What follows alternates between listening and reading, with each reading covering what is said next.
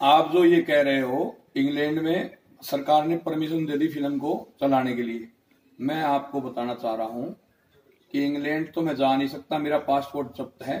क्योंकि पीछे आरक्षण आंदोलन हुआ था, उसमें सरकार ने पासपोर्ट जब्त कर रखा है।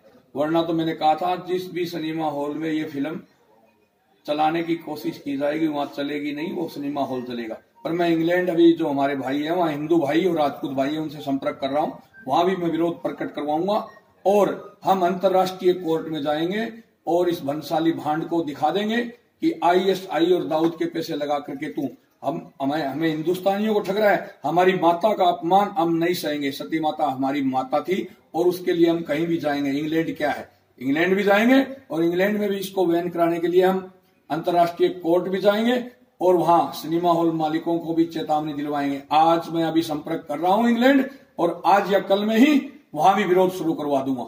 मैं सुखदेव सिंह गोगामेडी, श्री राष्ट्रीय राजपूत करनी सेना राष्ट्रीय अध्यक्ष।